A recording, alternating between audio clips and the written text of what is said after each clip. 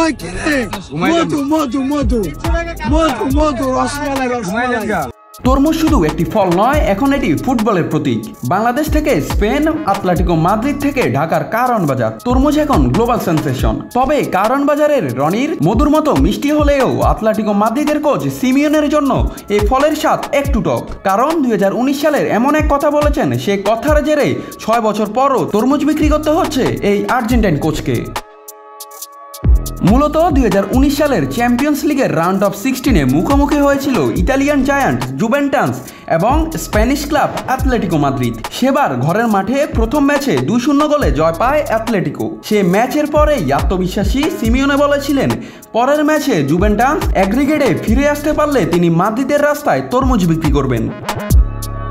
সিমিওনের বাজিটা যেন অনেকটা হয়ে দাঁড়ালো জিতলে রাজা হারলে তরমুজওয়ালা। তবে দুর্ভাগ্যবশত পরের ম্যাচে 3-0 গোলে হেরে বসে আতলেটিকো। ক্রিস্টিয়ানো রোনালদোর হ্যাট্রিকে মাদ্রিদ জুড়ে তিনি পরিচিত হয়ে যান তরমুজ ব্যবসায়ী নামে। 6 বছর পরও থামেনি এই তরমুজ কাণ্ড। প্রতি বছরই মাদ্রিদ ডার্বির সময় উঠে আসে এই তরমুজ প্রচারণা। তবে সম্প্রতি রিয়াল মাদ্রিদের কাছে হারার পর ইন্টারনেট জুড়ে বড় আকার ধারণ করেছে সিমিওনের লাল সবুজের তরমুজ ঝড়।